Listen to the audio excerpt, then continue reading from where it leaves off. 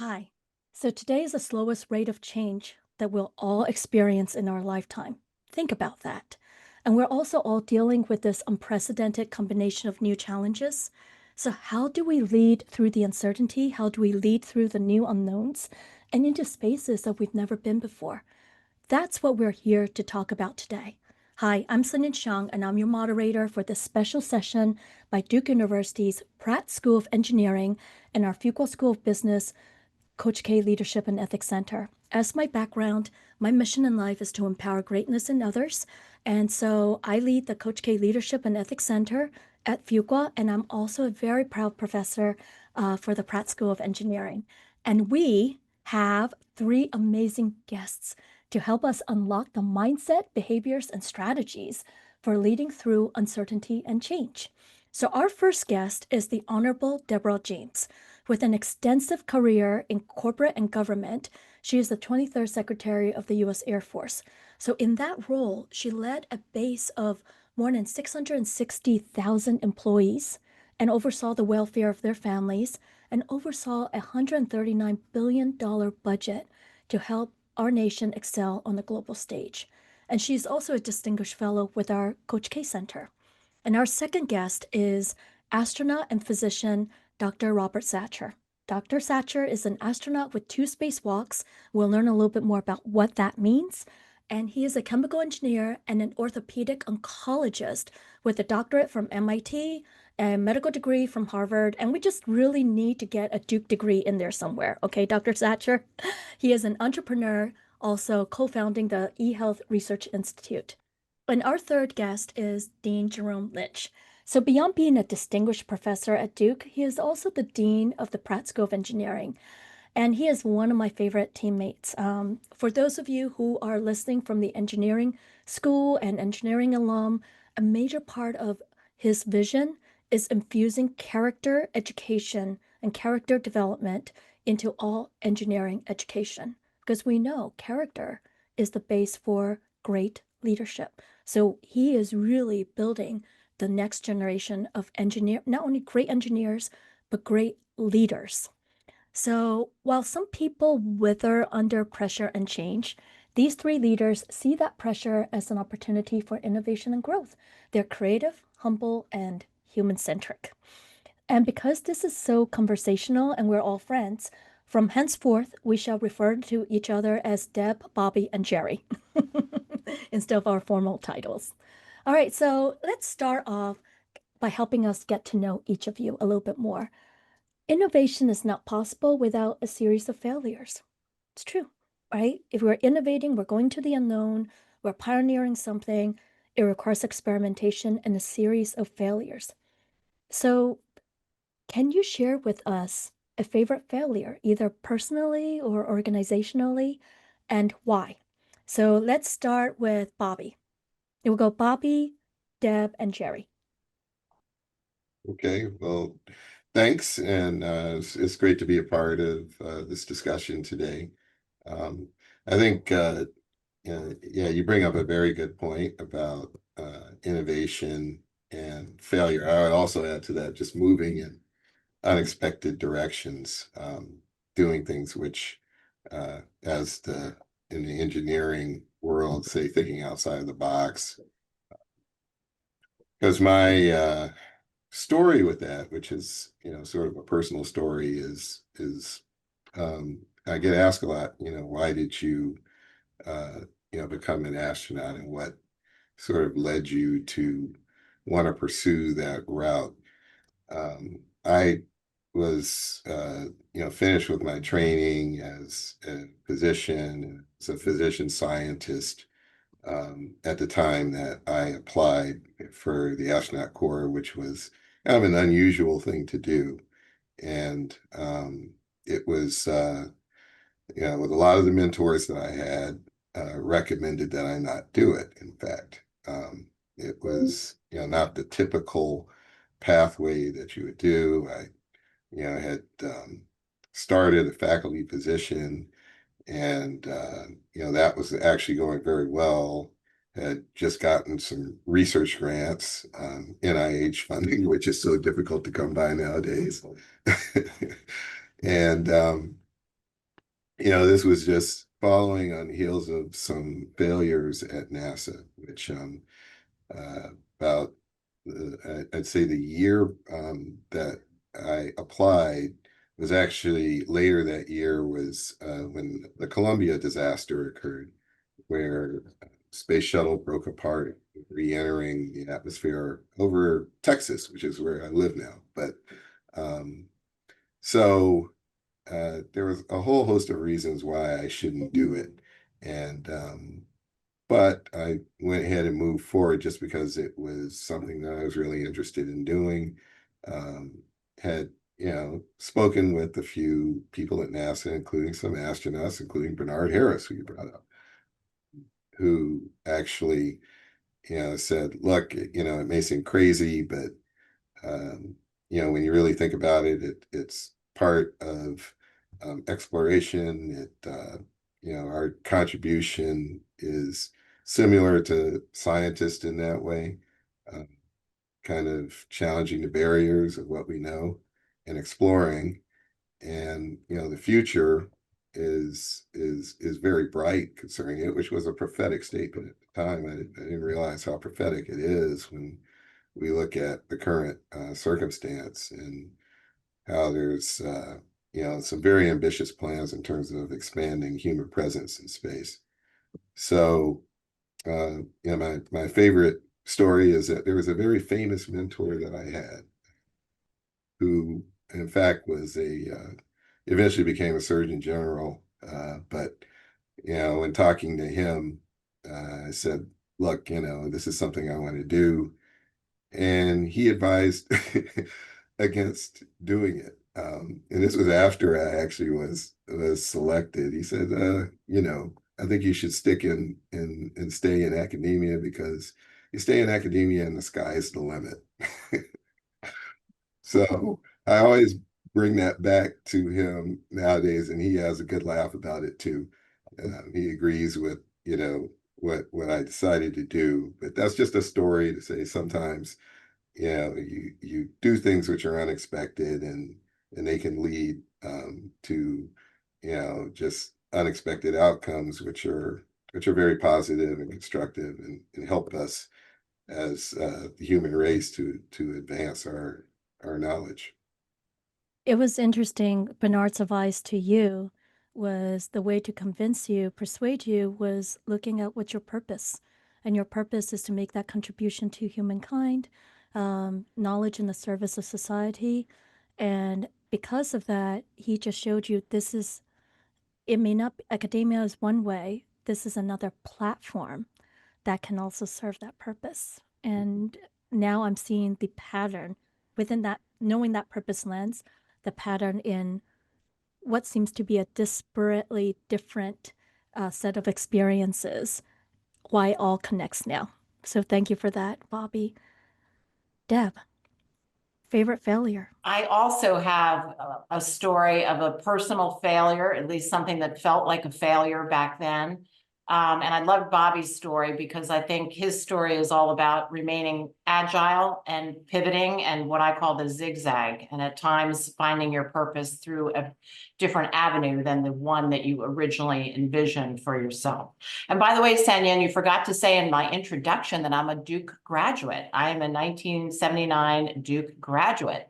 And my story actually goes back to Duke and to my high school days and to my Columbia School of International and Public Affairs days. So it goes back to my earliest training, all of which was in international affairs. And I had a very specific dream as a young person back in those days. That dream was to be in the State Department. I was very interested in Latin America. I took language, I took politics, I took history of the region. Again, through 4 years of high school, my time at Duke, my time in grad school. For a young person in their early 20s, I had spent about 7 or 8 years of my life pursuing this singular dream. And I had internships, I had top grades. I thought I had everything that the State Department, which, because I wanted to be a diplomat, would possibly want to see in a young person. So when I graduated from Columbia in New York City, I moved to DC. I got an apartment and I applied to the State Department. Again, singular dream. And I took the test. There's an oral presentation element as well. I thought I nailed it. So with the extreme confidence, I sat back and waited for my acceptance letter to come through the mail, because of course this was way pre-internet. But if you read my bio, and you of course did go through the highlights, Sanyan, you know I've never served in the State Department and I've never been a diplomat, because guess what? I got a rejection letter. And I just crashed. I crashed. I wish I could say I was resilient in the moment. I was not. I sunk into a deep depression and literally went to bed for a week and cried. But then after about a week, it dawned on me, I just rented an apartment and I signed a lease and I don't have a job. I better get busy here. So I started applying elsewhere in the government and got many rejections, but finally I got one and only one acceptance. And that one acceptance was to be a program analyst as a civilian in the Department of the Army. Now, in those days, what did I know about the Army? What did I know about the Defense Department? And the answer was nothing. And in those days, I felt like I also pretty much had no interest. I didn't come from a military family. My dad had served briefly during World War II, but really never spoke about his service, as many of his generation did not speak of their service. So I was coming into it cold, but it was the one and only job offer I had. So I decided I'm going to throw myself into it and do the very best I can. It took about 3 months, 4 months, but then the most remarkable things started happening for me. And those things were, who knew? The military work was extremely interesting. I remember waking up every morning and getting a copy of the Washington Post and reading the headlines of the day having to do with US forces overseas and the Cold War. And I could actually translate a little bit of my work into the headlines of the day. And it felt extremely exciting and purposeful to me.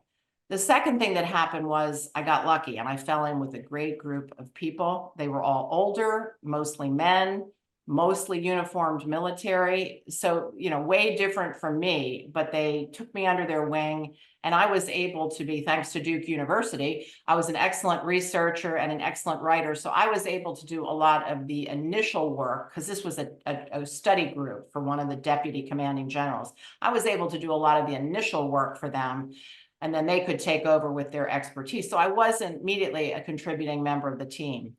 The third thing that happened was a great boss who was my first big mentor in life, and opened doors for me, doors that I walked through. And before you know it, one thing led to the next. I went from the Army to the House Armed Services Committee, one of the 4 committees in Congress that reviews the defense budget.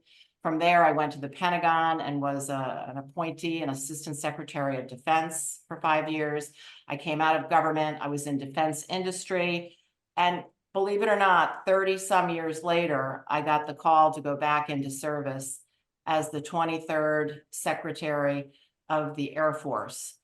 Unbelievable. And it all started with what felt like a complete and utter failure to me, the failure to realize that first dream. So my lesson learned from all of that is that you can find many passions in life.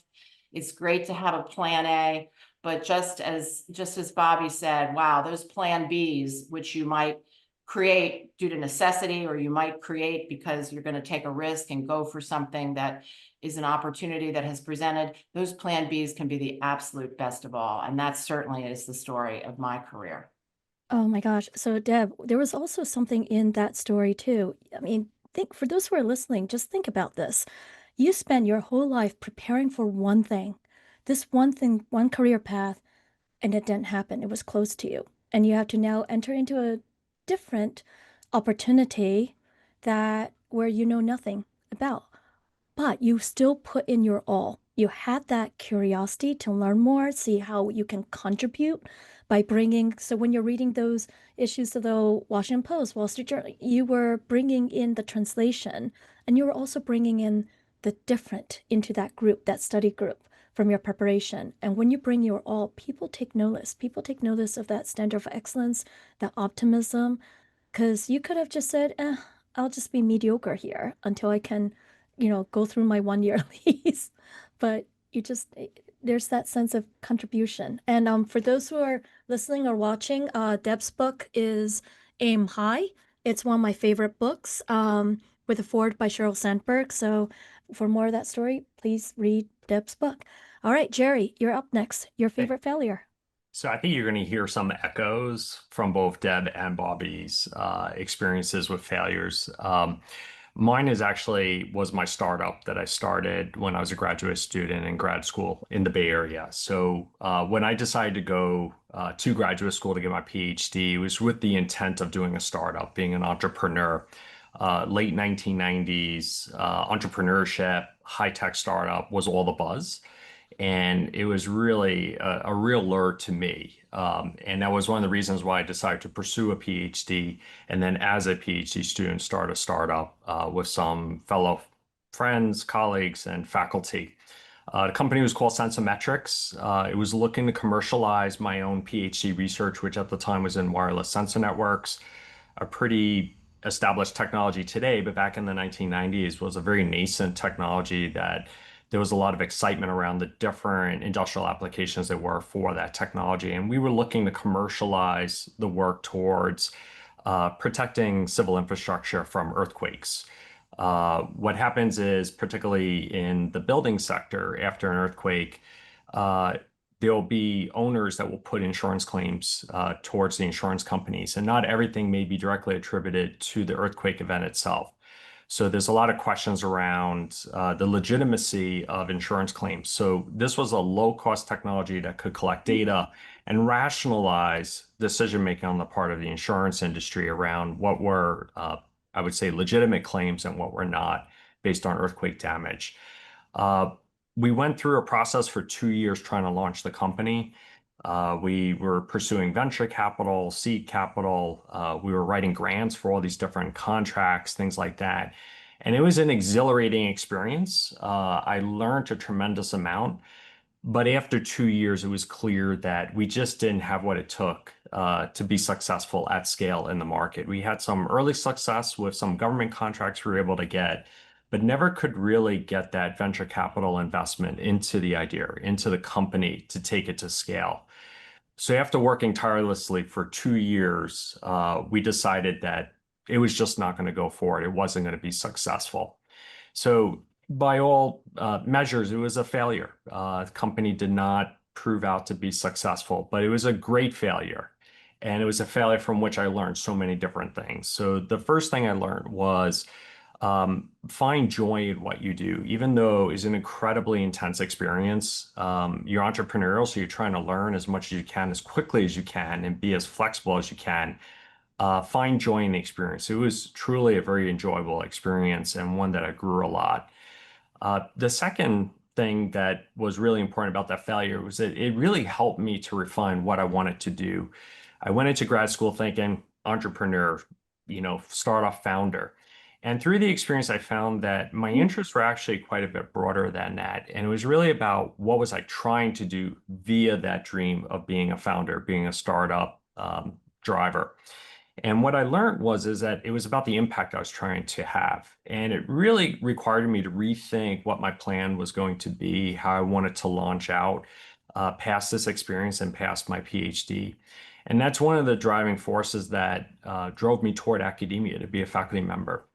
What I saw there was, as a faculty member, you are a highly entrepreneurial technologist. You're driving a lot of innovation. You're doing all the same things a startup would do. You're bringing resources in. You're betting on the future. So you're really trying to push the bounds of knowledge and develop new technologies.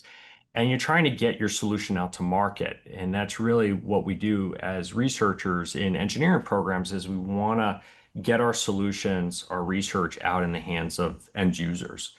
So that really propelled me into academia. It was not a career path I was considering at all coming into my PhD.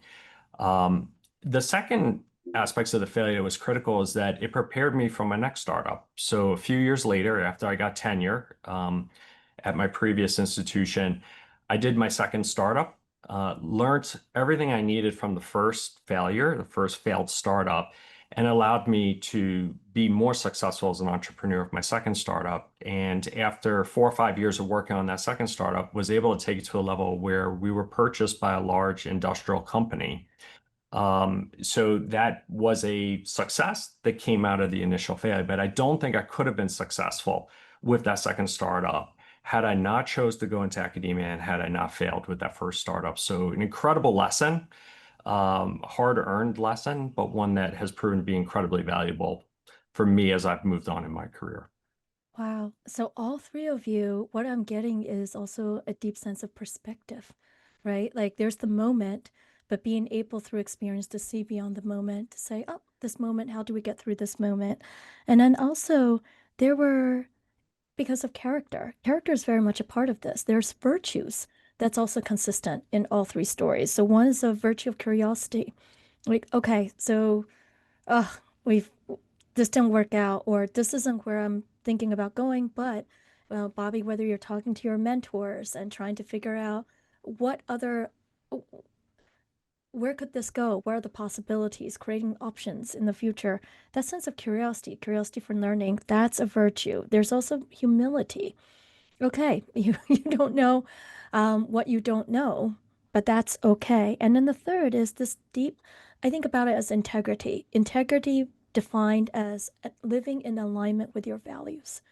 And so many of your pivots are, all of you, is actually living in alignment with that purpose, that sense of values. Whether that value is about contribution to society, or it is about, well, all of this, or whether it's something that's bringing to market, whether it's space exploration or just helping our nation. These are all these are all about contributions to society. So virtues played such a big role into all of this. So let's go back to Bobby. Bobby, I remember at the at the program for the induction into the NASA Hall of Fame, there was a panel of spacewalkers. And as they were each talking about what went wrong during their spacewalk in space, like, oh, the bolt did not fit into this thing that was supposed to fit into, or we didn't know how hot or how cold inside a spacesuit um, it could get. There was also the sense of glee, the sense of, oh, but I wonder what we'll learn. And I remember Joe Tanner said something so profound. He said, um, because we're sending people into the unknown, that's why, because we're going into the unknown, into places we've never been before, that's why we send human beings. Because human beings can be wired to deal with the unknown rather than focus solely on past data. So sometimes, a lot of times, the uncertainty we're facing is not ones that we would hope for, or we enter into it and we're like, whoa, I didn't expect this to happen. But when you are going into space, you are intentionally going into uncertainty. It's an exercise in dealing with uncertainty.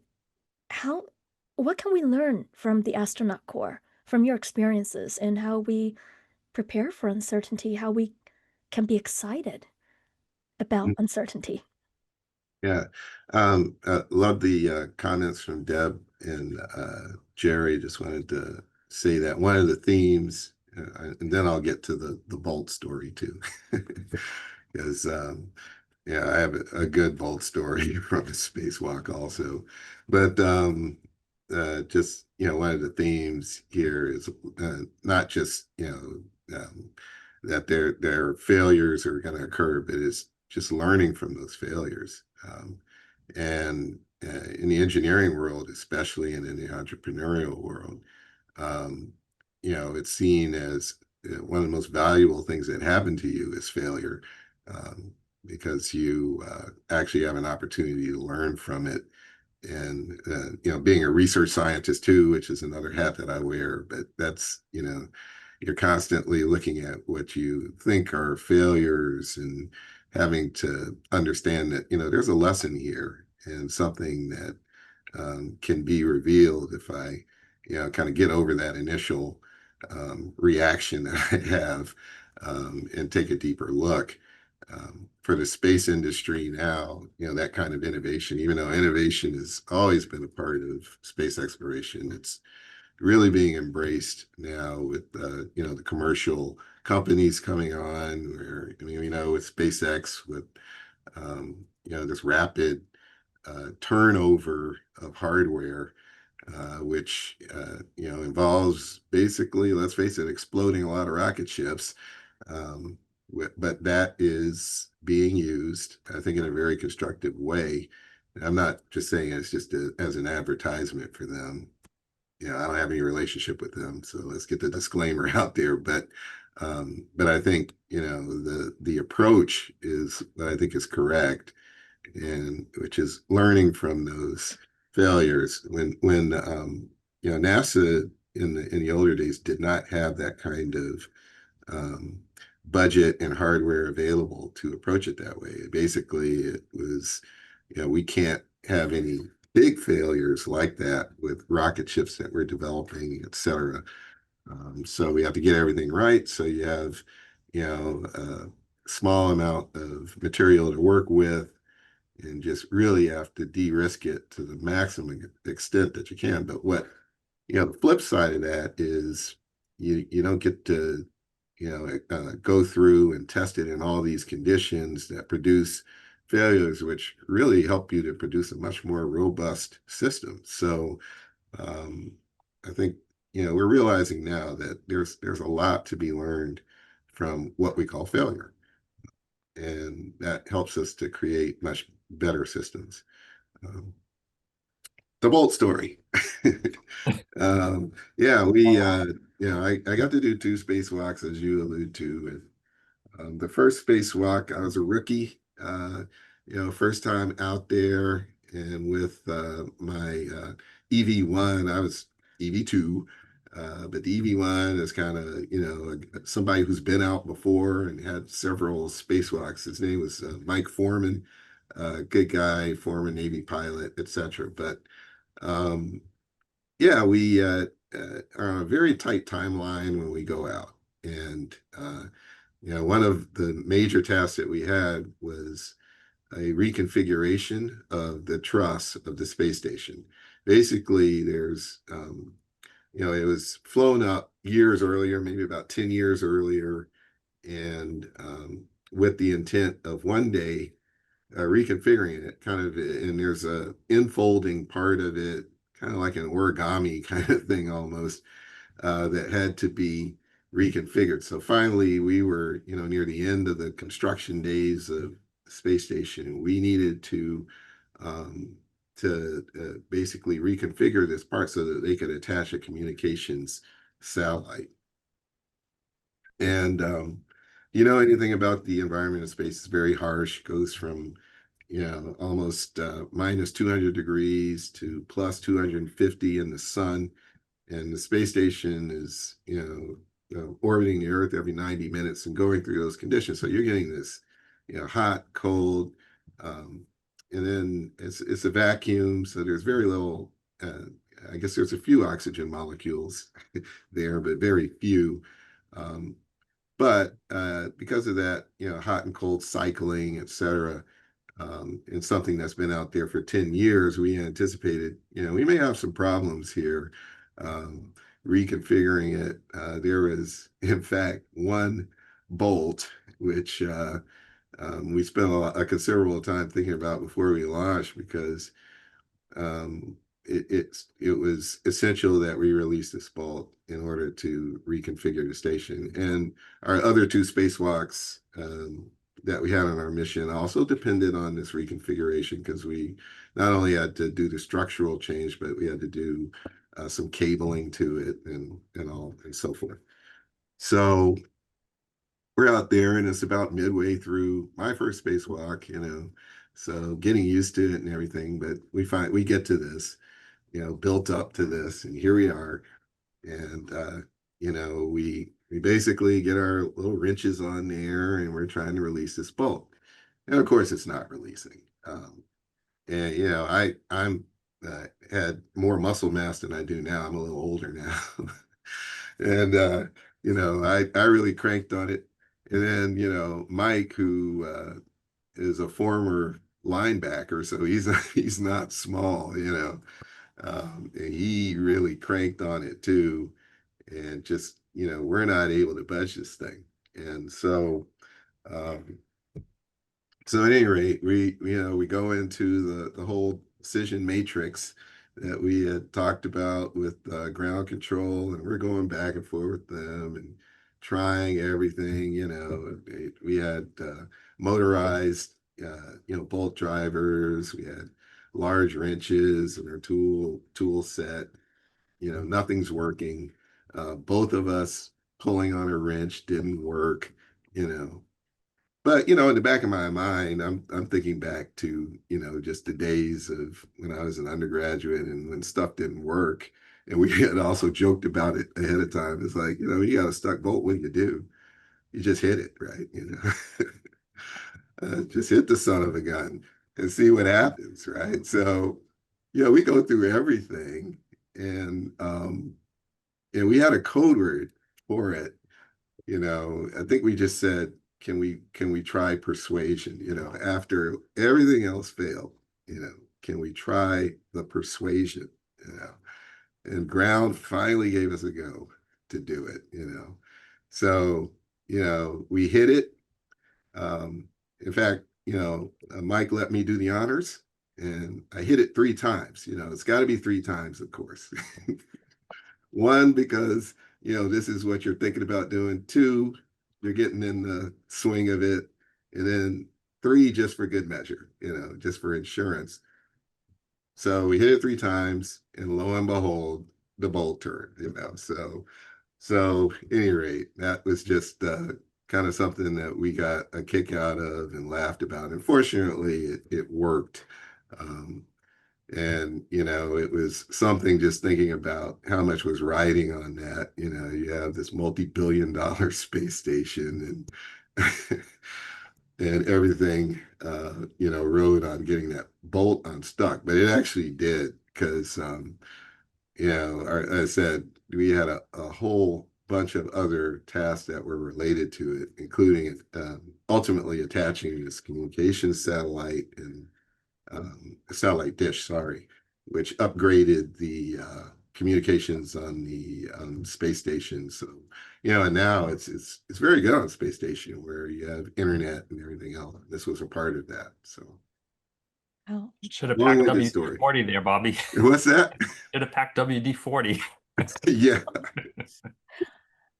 I'm going to turn to Deb and Jerry about with one question, and I'm going to do something just on the spur of the moment, which is before we go to the next set of questions, which is I want you to think about what questions you all have for each other, right? Because I notice as you're all answering, you're building on each other's answers. So if you have questions for each other, I will give a pause in after this next question for you guys to do just that.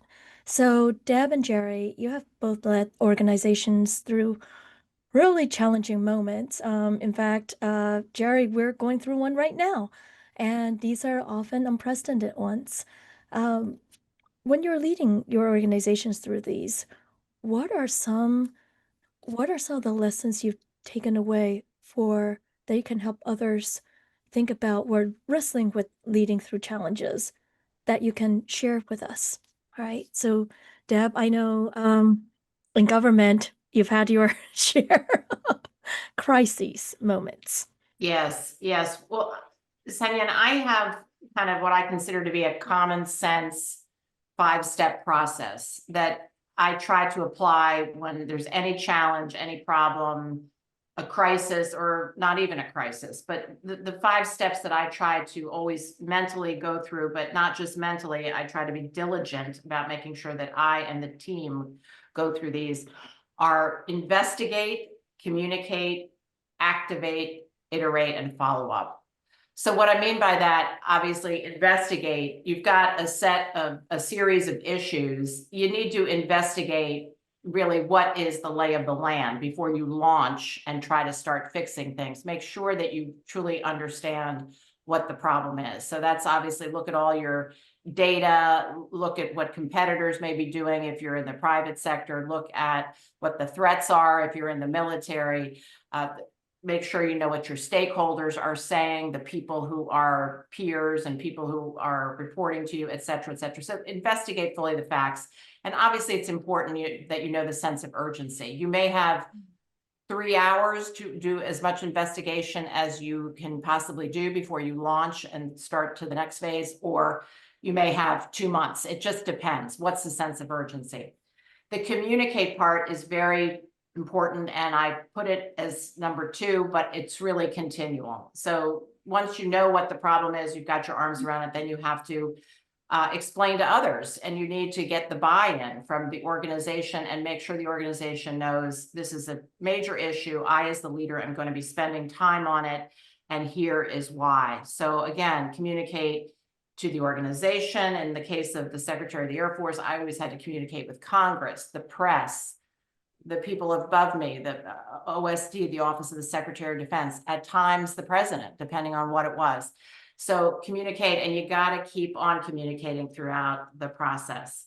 When it's a crisis, I think communicating early, even though you may not have all the facts, you tell them what you know, you tell them what you don't yet know, and then you promise to come back periodically and give them updates as you learn more and what you're going to do about it.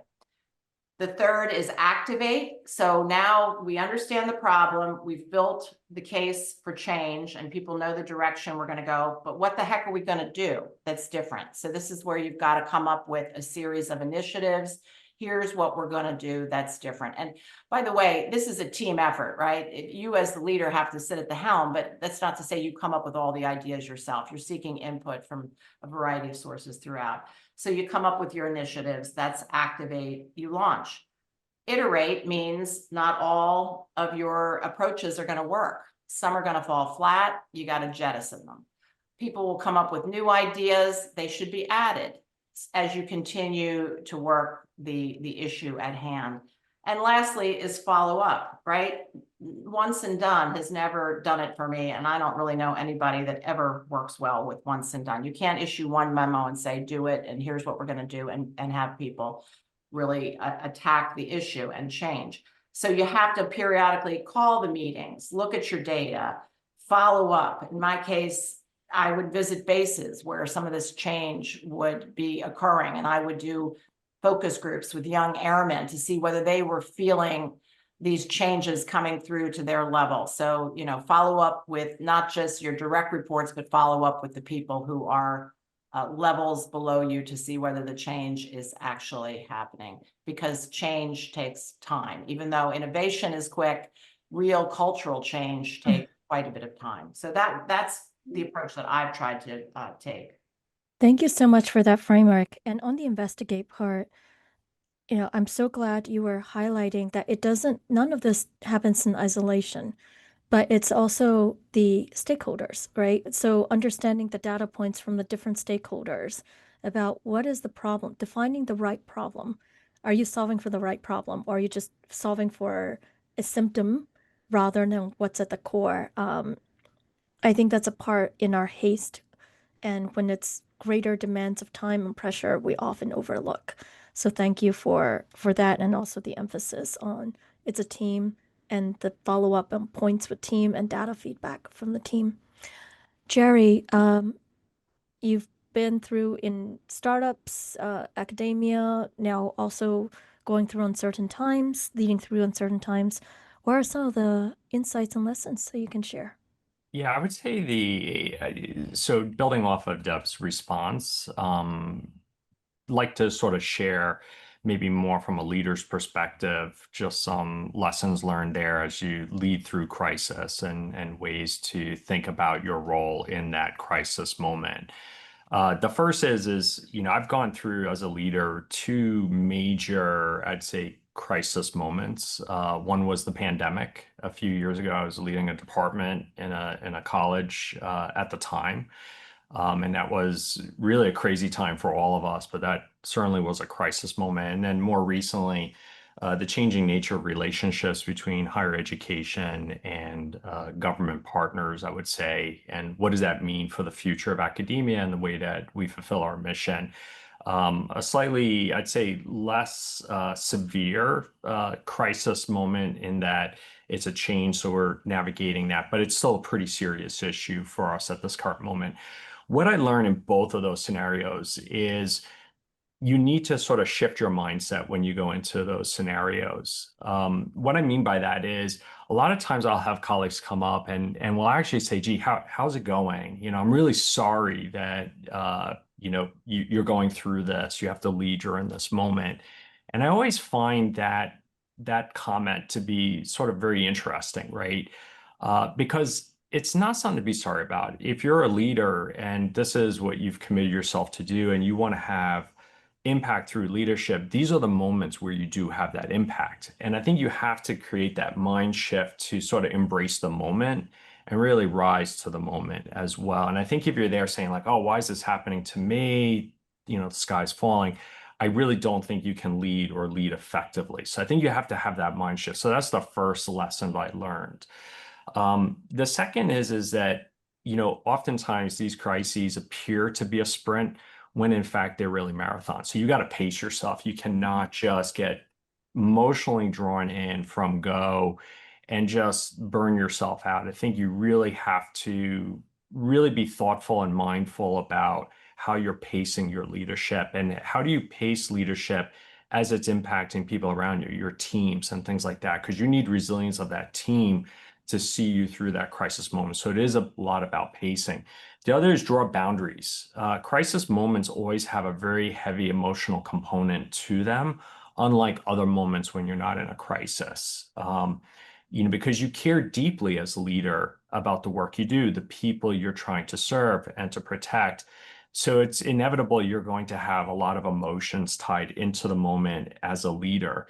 And you have to be careful because that can be incredibly draining and it can create some blind spots. So you have to draw boundaries. So being very thoughtful about boundaries and not letting it fully consume you, even though it will consume a lot of you. The other, and it's a point that Deb made, it's a lot about people. In crisis moment, people are just fundamentally scared. The pandemic in particular, you saw that front and center. Anyone that was in a leadership role, people were looking for answers, trying to bring certainty to a very uncertain moment. And you have to be very mindful of that. So you have to really empathize with the stakeholders that you're serving, the leadership team you have around you. So as a leader, you have to tend to those perspectives. You have to tend to where people are at. And that's how you get them to follow and to execute on things that really have to get done. The last one is communications. Deb really, highlighted this, and I think all leaders find that communications have to be clear, have to be transparent, have to be timely, and it has to often be tailored to the stakeholders you're communicating with. It's not one message fits all. Sometimes that may work, but sometimes it's meeting people where they are and shaping that message so it's effective and it comes off as transparent, authentic there with your teams. Those are just some of the things that I've learned through these crisis moments, but they are the moments that really do define your impact in many ways as a leader. So the most important for me is really embracing these moments as a way to learn, to grow, to have impact, and to be successful. And Jerry, so much in what you said is also this idea we think about as leaders leading others, but the first people we have to lead is actually leading ourselves. And so much of what your advice was, when I think of the pace and the space and the emotion, is how do you keep yourself in that right mindset, right? To say this is actually a privilege to be able to be in this role, to lead a group of people and make this type of impact through this moment. And then I remember one of my favorite pieces of research is by Emma Sapaya, where they showed that the difference between a mediocre organization and a great organization is the presence of leaders who are positive energizers. So this idea of maintaining energy through a marathon, and framing it as a marathon, that's a right problem, not as a sprint, I think is it's so key. So I did promise all of you just a little pause for you if you have questions for each other, to share them right now. Deb. I do. I do. And it's directly related to what Jerry said, and you were beginning to summarize, Sunyan. I would be very interested to know how Jerry and Bobby during times of stress, whether it's you as a leader leading through times of stress or just you as an individual going through stress, because after all, the engineering students are going to be our listeners in this case. And I bet you they're stressed out a lot with the demands of Duke University Engineering School, and they're stressed about worrying about their future and who knows what all else. How do you deal with it? You know, some people exercise, other people meditate. What do each of you do to try to give yourself that pace and those boundaries and to keep yourself centered? Maybe I can go first. For me, my rock, my foundation is my family, and it's really protecting the time that I can spend with them.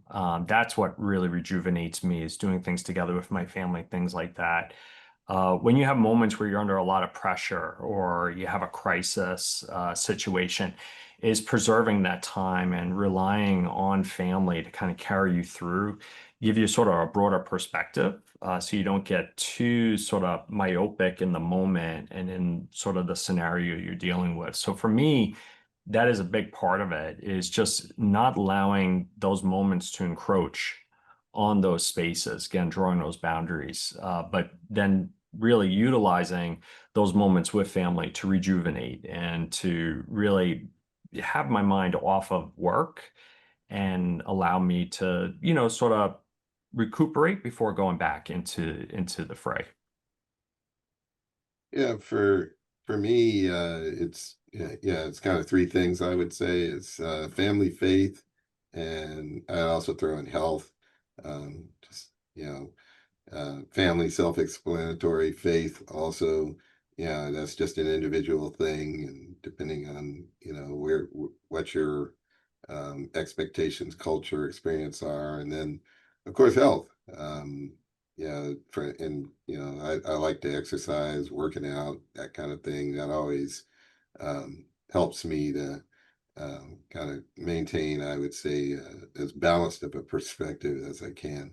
Um, and then I just wanted to pivot to the question, which is somewhat related to um, what Deb and Jerry talked about, about this whole process of dealing with crisis and leading to crisis. Um, One of the things that is also important, I think, is what's the vision? What are you working towards? And this whole existential threat, I think, to academia and is a very good case in point. What does the new relationship look like between you know entities like government and academia? What's the new vision for academia? And I'm wondering, just I know as leaders that's what you have to struggle with. So my question is just kind of, how you go about approaching that, and not necessarily that you have an answer yet, because I know that's a tough question, but how do you, approach it? How do you wrestle with that? I, you know, my feeling is that you have to be highly entrepreneurial at all times, and you're right that there may be changes that's coming for higher education in terms of partnerships that it has historically relied on to fuel its innovation ecosystems that are based on their campuses is likely to change. Um, so I think it does demand entrepreneurship is thinking past that instead of getting too anchored by why is it changing? Why can't we just, things were fine before, let's just go back to what they were before. I think that's not always the most productive use of your time. So it's being entrepreneurial to look to the future, say, okay, that means we've got to diversify. So what does diversification look like? How do you start to invest in other spaces that will drive diversification of your resourcing of your university? And I think to some extent, it's an exciting prospect in that you get to break a new break the mold and have a new model emerge. And it's enticing to think about what upside may come with that, right? Like, so for example, Bobby, you were mentioning, the shift from more government funded space exploration, and what did that mean culturally, and doing reliability engineering to the max, but then maybe slowing innovation versus private sector perspectives, lots of failure, but maybe you move faster. I think that pivot may start happening now for higher education. We may be moving from largely a government-funded innovation ecosystem, the one that's going to have to embrace more private sector, more public engagement to build trust with the public to take things to market, and to drive more investment from the private sector into the space. So I think there's a real opportunity there.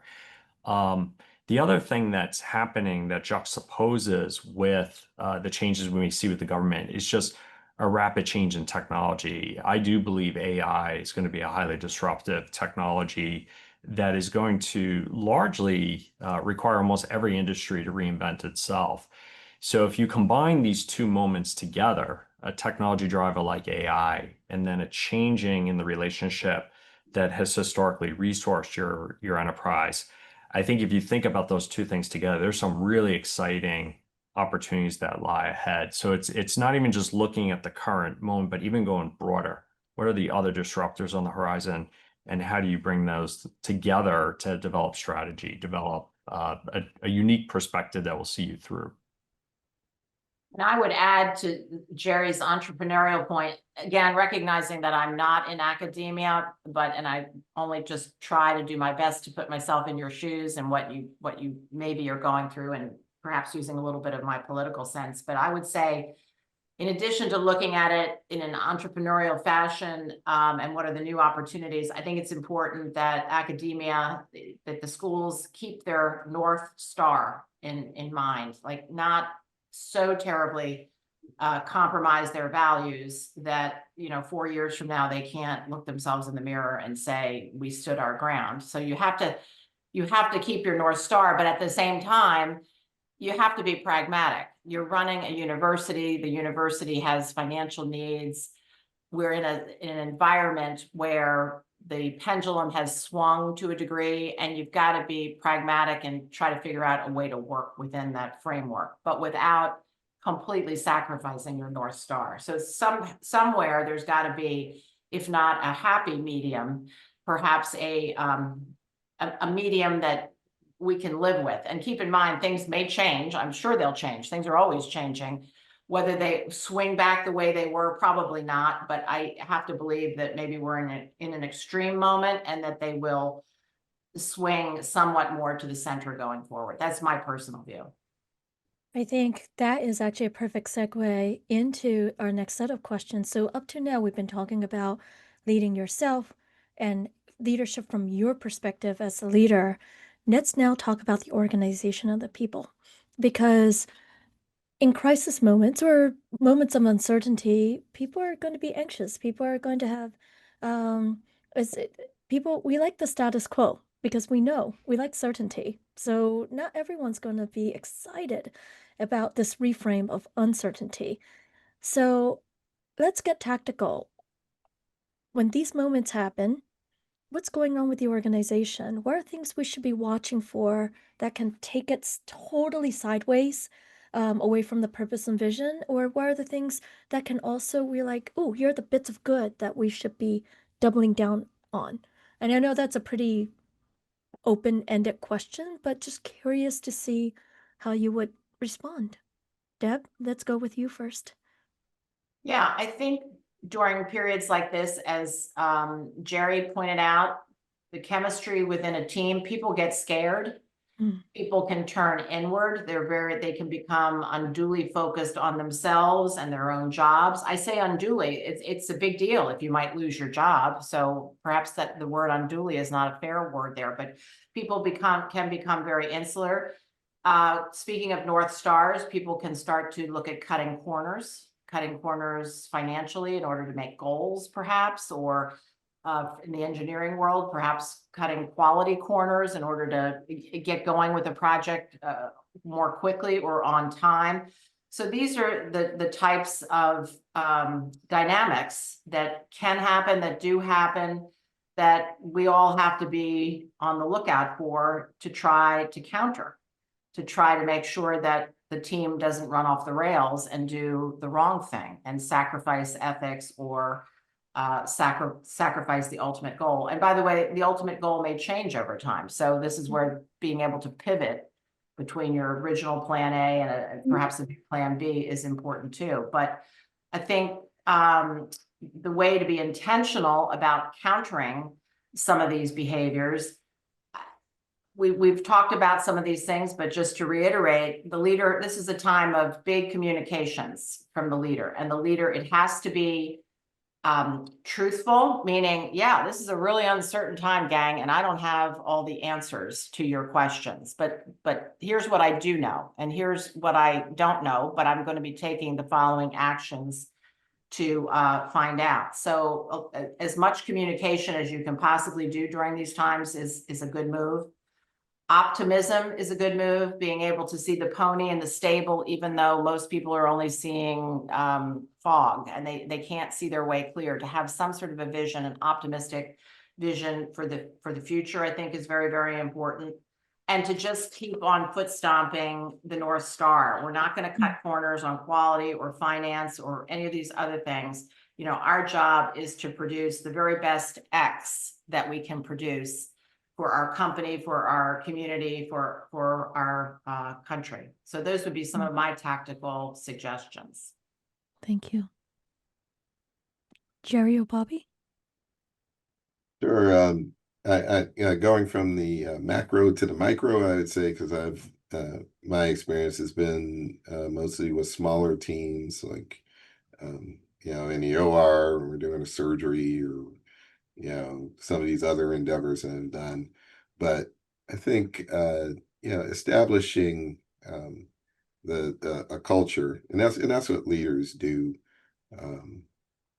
More so, or it's one of the most vital things I think that they do, in addition to what Deb mentioned. But just establishing the culture within the team, and she spoke about a lot of the elements that are important. One additional one that I would add is just a culture of learning, because I think it's really important, and for certainly for people who are interested in being a part of an effort that is going to benefit them in terms of advancing their education, et cetera, their expertise.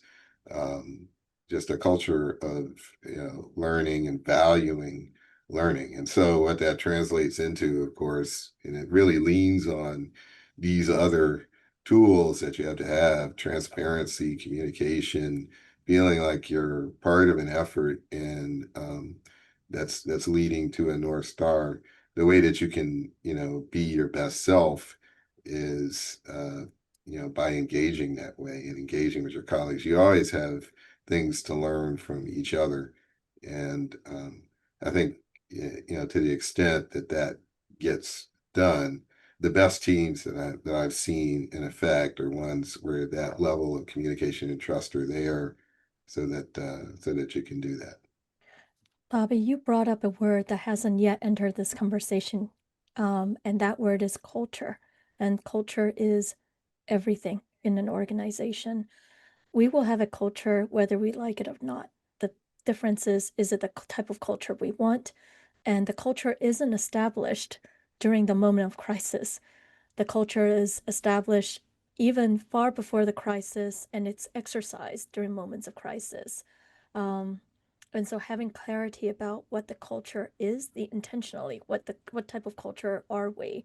I think that is so important. So thank you for bringing up culture in this conversation of leading through uncertainty. Jerry? Yeah, well, as you lead in these moments of uncertainty, you have to be very much aware that everybody's watching what you do as a leader, for a variety of reasons. So it's really important to think about sort of being very poised and very sort of stable in how you're presenting yourself as leader and the decisions you make as the leader to your team.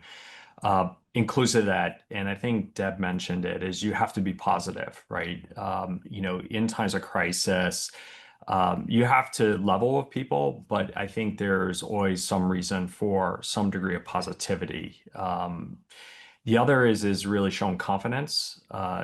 People want to see confidence in the leader, that the leader has a plan, we're executing on that plan, and I can buy into that plan. I believe that plan will take us to where we got to get to. And the other is notions of togetherness. You really need to drive home is like, this is hard for everybody. You acknowledge that, but the only way we'll get through it is together. And I think that really does change perspectives within the team, and it will make the team a little bit more focused on mission. The other is during times of uncertainty, you really have to keep your eye on what is your mission. What is that North Star? That's the moments where you're really stress testing how committed organizationally you are to it, how clear that mission is to all the members of your team. And if you do that, you recognize you're going to have to make some very tough decisions.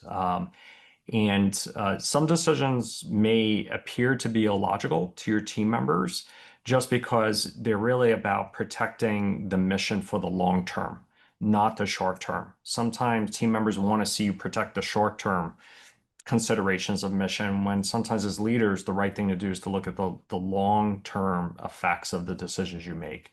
So for example, if you're in a crisis moment where your resource base is contracting and you have to make tough personnel decisions, one decision is to try to keep everyone together, keep everyone on, and try to kind of keep going along towards whatever you're trying to do with respect to your mission.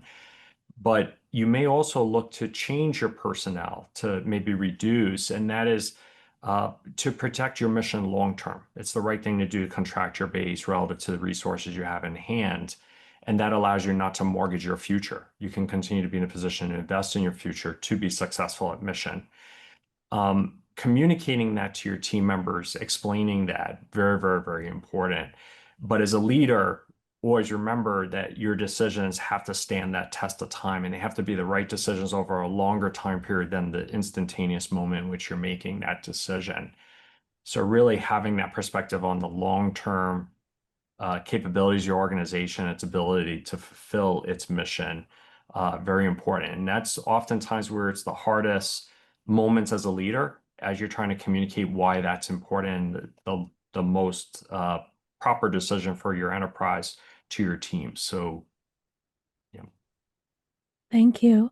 Curious, having all three of you, having heard what each other said, do you have questions for each other along this dimension? Or were there, as you're listening, you're like, oh, I have not thought of that before, or I had thought of that a long time ago, but I had not, now it's just reprioritized.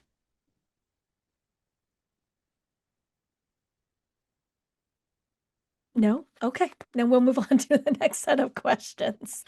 Um, I always think when we have a group such as this that is have such vast experiences, um, I too am curious about. I Okay. listened to Jerry and Bobby, and I'm like, oh, I wish I had made that point, because boy, that's such a great point. You see, so anyway, I'm enjoying this. And you just demonstrated the virtue of humility, as always. You're I'm amazing. enjoying it too, and I'm taking notes. So now let's go through this idea of culture, because that is, whether you're in times of crisis or in times of prosperity and ease, culture is important. So how do you build that culture? And Bobby, I know you were thinking about your team in terms of the OR, but NASA is a team of teams.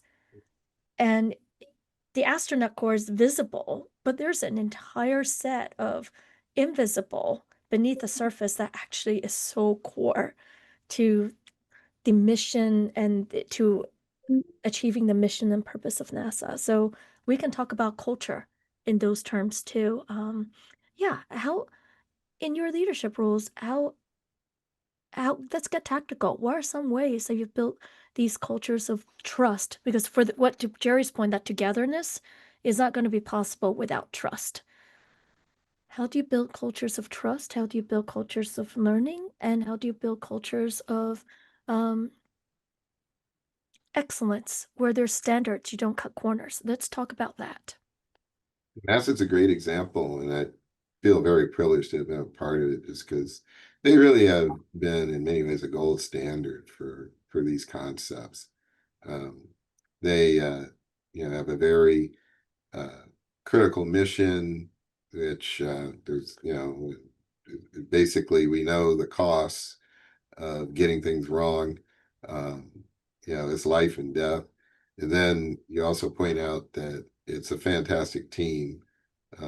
There are, thousands of employees, thousands of engineers at NASA who are responsible for building the spacecraft and also the unmanned, aspects of NASA for exploration, executing those, which have also produced some spectacular successes. Um, and they're doing it really on a tight budget. So it really speaks to the expertise of the people that are there. They get, the brightest people in the world working there. But it also has had its share of, um, failures which were rooted in some of these problems of lack of clear communication and basically putting forth objectives which were perceived as opposed to what really served the values of the organization. I'm speaking particularly of the Columbia and the Challenger disasters, where to their credit, and this again, where I say NASA kind of serves as a gold standard in many ways, they were very transparent about those failures and did very transparent and open investigations to look at what caused those failures. And it wasn't for instance, in the case of the Challenger, it wasn't a lack of expertise.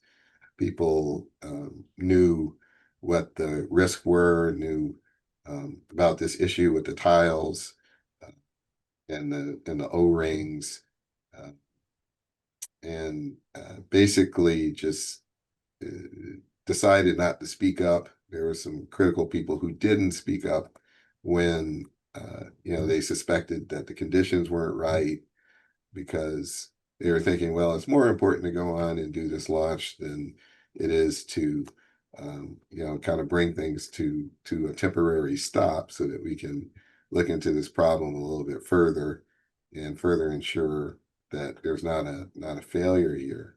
And that's a lesson, that's just a universal lesson for everyone. Um, you have to basically use the expertise that you have to the best of your ability. And that was a case where NASA didn't do that. And so there were reforms within the organization moving forward that built directly on these findings. Same thing with the Columbia disaster with the tiles. And that, there were not only just culturally some solutions, but like, for instance, with the tiles, just re-engineering the space shuttle so that it was possible to actually repair the tiles underneath. And that's, something that we trained when we were coming through, which is that additional, not only change in culture, but also bringing additional tools to bear. So a real tangible change. And so, as I said, I think NASA really is a great example of what's possible, um, to do and how organizations have to evolve. You have to have, leaders that are willing to do that. And that's not an easy thing to do. As a leader, it makes you vulnerable, but it's for the best. And I think, I applaud any organization that's able to identify and empower leaders like that. Wow. So there's, on one hand, there's virtues there around um, owning up to being transparent, taking responsibility, and also it requires a bit of vulnerability, right? To be able to say, but for the greater cause of being able to, so this doesn't happen again. Um, One has to step into that, and that's really, really hard, but it's necessary. The other thing you mentioned is with the Challenger, people didn't speak up. And I think often, from my experiences in cultures, that's one of the hardest things because people creating a culture where people will be willing to speak up and know they can do it without repercussion, right? Or that's really hard. And in moment, taking it back to the topic of this conversation, leading in times of uncertainty, which is leading in times of great disruption. Great disruption is actually great opportunity too. It's a even playing field for David and Goliath, right? Where in this moment, if you can see beyond that, and in these times of disruption, to see the opportunities, you actually need people from where they sit, whether it's that entry level, and we know our front line is our bottom line, our entry level, all the way to the senior most level, to be able to offer and say, here's the risks with this plan. Oh, here's an opportunity that you may not yet see, but I'm talking with the customers, and this is where the trend lines are going. That type of culture is really hard to create. How I'm just curious, how do you create culture where people will be speaking up? You can do that with your senior, with the team immediate around you. How do you cascade that all the way through your organization, say of 660,000, 100,000 people? Deb, I'm directing this question to you. And I'm sorry, Sonia, say that one more time. How did I do? How do you create a culture where people are willing to speak up on the good and the bad, on the opportunities as well as the potential risk points, whether they are that airman who is, entry level or that mechanic, right? All the way up to the senior most teams. I will say it is very hard if you are a leader and you go into an organization that has a long history of risk aversion. It's very hard to turn that around in a matter of a few years. And I will say to you that there was a lot of risk aversion in the Air Force. It's all well and good for a leader to come in and say, these are our values. And this is our vision of where we're going. And there's certain behaviors that are expected, the ability to speak up without repercussion. These are the types of rewards, but will hold you accountable also. Rewards and accountability are important in a culture. It's all well and good to say this, but to get a very large organization moving in that direction when they're not used to, and when they have year after year after year of proof that speaking up may not work out so well for them. It's just incredibly difficult. But I think the formula is what I just said. It's the vision of where we're going as an organization. It's having a set of values. It is having a series of behaviors that match up with those values, examples for what is and is not acceptable. It's having rewards for people who produce in that way and accountability for those who do not. And the top leaders of an organization absolutely positively have to live those values, because if the organization looks up and sees the leaders cutting corners and doing things differently, people can smell a phony a mile away. So you got to walk the talk, as they say. So I think that is the formula. It's a whole lot easier to do with a smaller organization than it is with a large, very well-established organization that is not used to that sort of a culture. Thank you for your honesty on that and recognizing it is hard and may not always be doable within a few short years. Jerry, do you want to add anything to that? Yeah, I would just like to underscore the importance of culture. And I can speak from my own experience. One of the draws of coming into academia is the culture of academia. It's a very unique culture. It has developed over 100, 200 years in the United States. What you see today didn't happen yesterday. It's taken centuries to develop, but it's a culture that draws a lot of people in. And I think that's all to say how important culture is and what that culture represents and how does that culture interplay with the organizational mission. And I would say academia has done a great job on that. I think it's important as we think about culture being this glue that glues it all together, gives us that togetherness. Don't take it for granted. I think you have to be very deliberate in ensuring that you protect that culture or the things that are positive about that culture, the things that align so perfectly with the execution on your mission. But at the same time, don't be afraid to identify areas where maybe the culture is not perfect. And I'll give a great example. Higher education and really what's core to the public investment into the higher education sector since World War II is that higher education is a social mobilizer. It's probably the most powerful social mobilizer we have in our country today. And that's the reason so many countries across the globe try to emulate what the US has produced.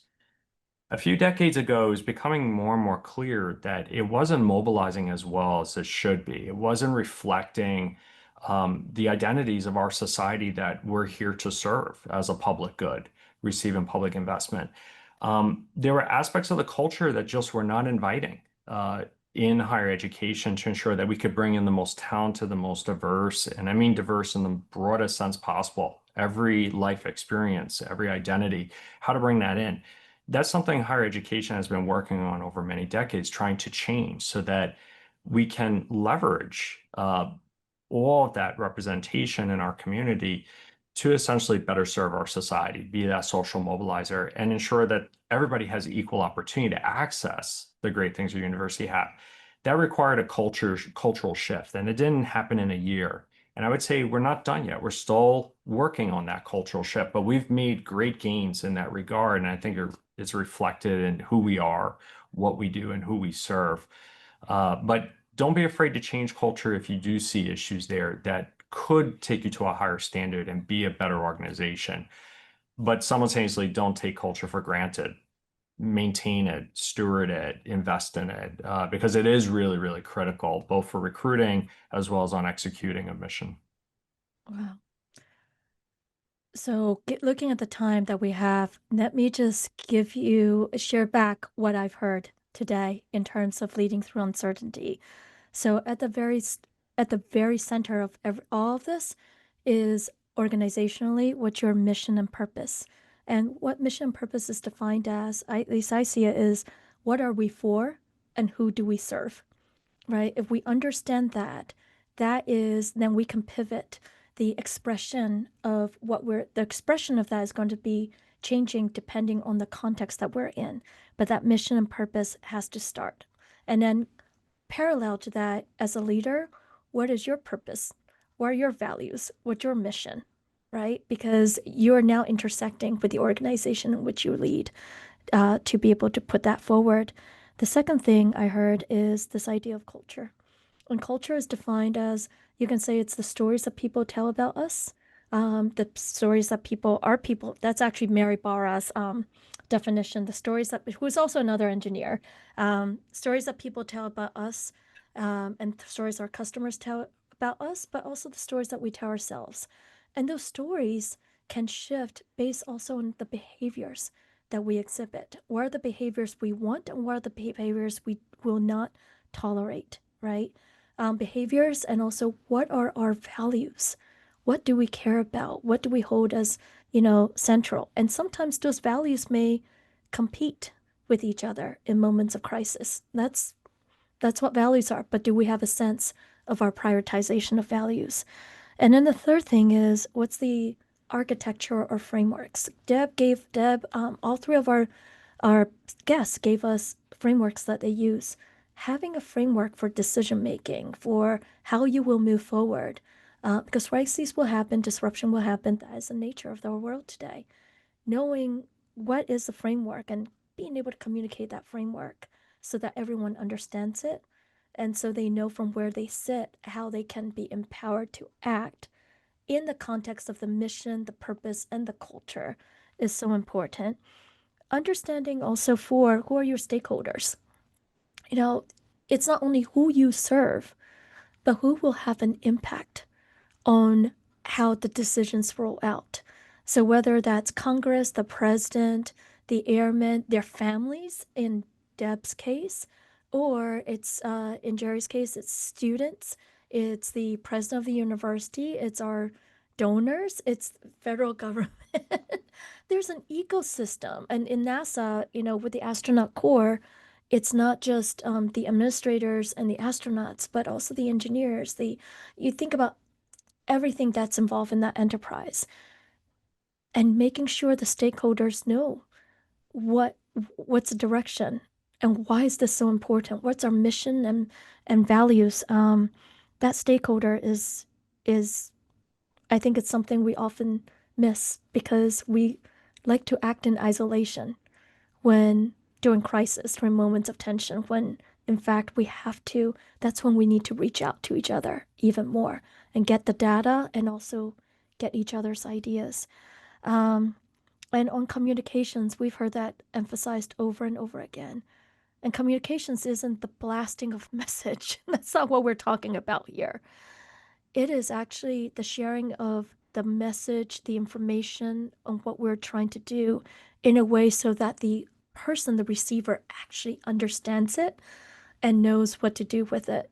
For those of the listeners who are parents, I think you understand this very well because we can say all we like to our kids, eat vegetables, unless they understand what that means and the why behind it, it's not going to do any good. And that communications isn't only helping people take a trip inside your head about here's what I know and here's what I don't know, here's how we can solve it together, here's where I need your help.